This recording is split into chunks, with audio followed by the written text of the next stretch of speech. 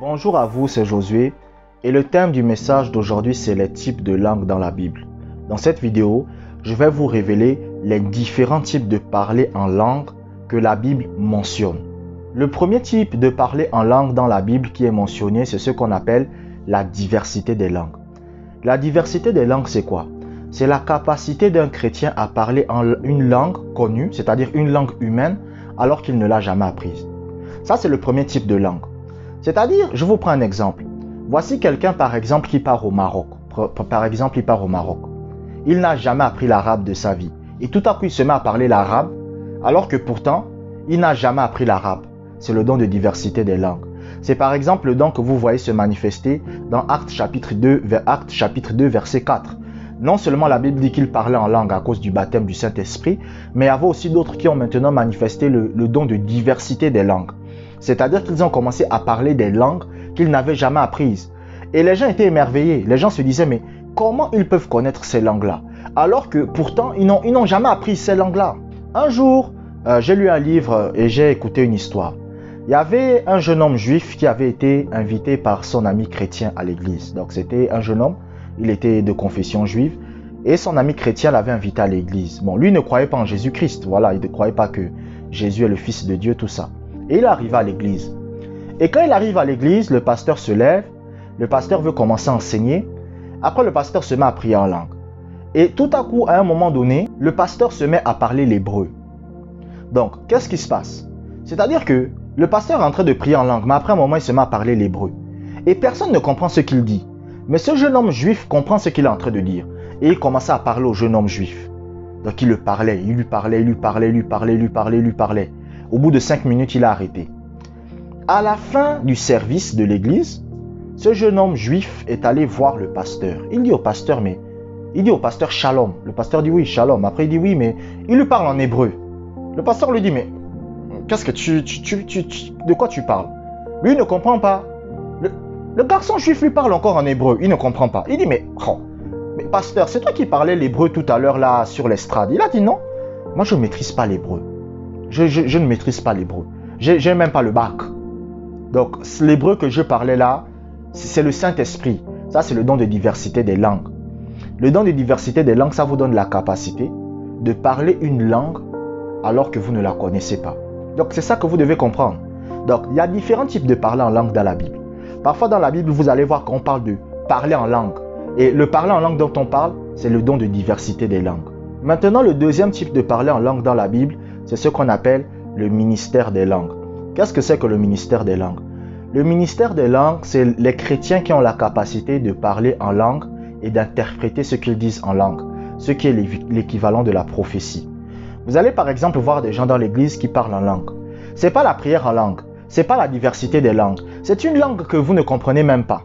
C'est-à-dire que vous allez voir quelqu'un, il se lève dans l'église, il commence à parler en langue, et après il interprète. Ainsi parle le Saint-Esprit.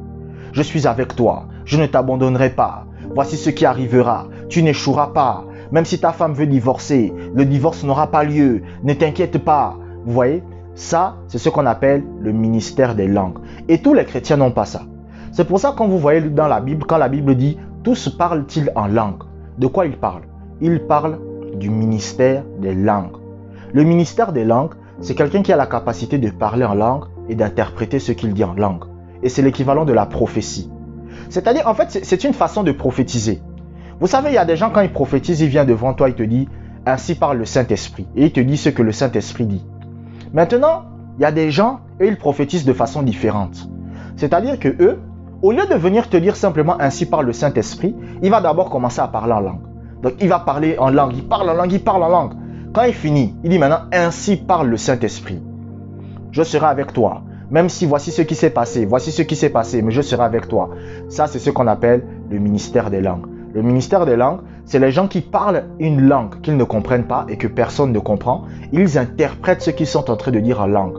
C'est pour cela que lorsque vous lisez la Bible, l'apôtre Paul va dire « C'est pas bon pour un chrétien de parler en langue en public s'il n'est pas capable d'interpréter. » C'est ce que l'apôtre Paul a dit.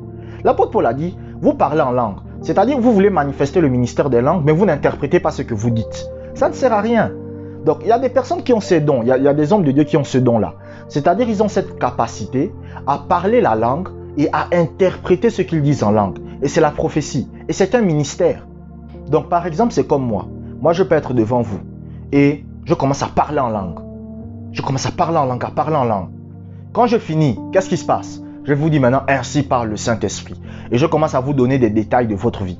Je commence à vous dire, oui, voici ce qui s'est passé, voici ce qui s'est fait, mais ne t'inquiète pas, Dieu est avec toi, tout ça, tout ça. Je commence à vous donner les détails de ce qui se passe dans votre vie, de vos problèmes. Et à la fin, je vous dis comment régler votre problème. Ça, c'est le ministère des langues. C'est les gens qui ont la capacité de parler en langue et d'interpréter ce qu'ils disent en langue. Et ce n'est pas tous les chrétiens qui ont ça. Vous n'allez pas voir tous les chrétiens manifester ça. Le troisième type de langue maintenant, de parler en langue qu'il y a dans la Bible, c'est maintenant la prière en langue. La différence entre la diversité des langues et le ministère des langues par rapport à la prière en langue, c'est que la prière en langue est sous votre contrôle. Vous savez, le don de diversité des langues, ce n'est pas vous qui contrôlez ça. Par exemple, moi, je ne peux pas décider de parler espagnol si j'ai envie maintenant. C'est selon que le veut l'esprit. Vous voyez? J'avais par exemple un ami, il ne parlait pas l'espagnol, il était nul en espagnol. Mais son père, par contre, était un professeur d'espagnol, il comprenait très bien l'espagnol. Et qu'est-ce qui s'est passé? Pendant qu'il parlait en langue, à un moment donné, il a commencé à parler l'espagnol. Et son père s'est converti à cause de ça. Parce qu'il a dit que mon fils, je te connais, tu ne parles pas l'espagnol. Ça, c'est Dieu. Et il s'est converti à cause de ça. Mais ce n'est pas lui qui a contrôlé ça. C'est venu seul. Le ministère des langues, c'est pareil. C'est-à-dire que vous êtes là, vous commencez à parler en langue et ensuite vous interprétez ce que vous dites en langue. Et c'est sous l'inspiration du Saint-Esprit. C'est-à-dire que quand vous êtes en train de le faire, vous sentez une force qui est sur vous. C'est ça. Lorsque vous parlez en langue et que vous interprétez, il y a une force qui est sur vous.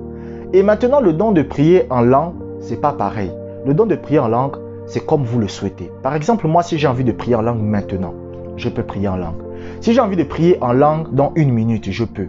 C'est selon ce que moi j'ai envie. Ce n'est pas le Saint-Esprit qui choisit quand je dois prier en langue ou pas. C'est moi. Vous voyez? Je peux prier en langue 1 heure, 2 heures, 3 heures, selon que j'ai envie. Si je me lève là, par exemple, et je dis que j'ai envie de prier en langue pendant 30 minutes, je peux prier en langue pendant 30 minutes. La prière en langue est à votre disponibilité. C'est-à-dire, ça dépend de vous. Tant que vous avez envie de le faire, vous pouvez le faire. L'apôtre Paul a dit, je prierai par l'esprit et je prierai avec l'intelligence. Il a dit, je prierai. Je prierai. Quand il dit je prierai par l'esprit, il veut dire quoi? Il veut dire je prierai en langue. Et l'apôtre Paul va dire je rends grâce à Dieu de ce que je parle en langue. Je parle en langue plus que vous tous. Quand il dit je vous rends grâce de ce que je parle en langue plus que vous tous, il parle de la prière en langue. Il ne parle pas du ministère des langues. Le ministère des langues, vous ne contrôlez pas ça. Ce n'est pas vous qui vous levez, vous contrôlez. Mais la prière en langue, c'est vous qui contrôlez ça. Et la prière en langue, c'est pour tous les chrétiens. Et c'est comme vous le souhaitez. Je vous remercie d'avoir regardé cette vidéo jusqu'à la fin. Abonnez-vous pour des prochaines vidéos et que la grâce du Seigneur soit avec vous.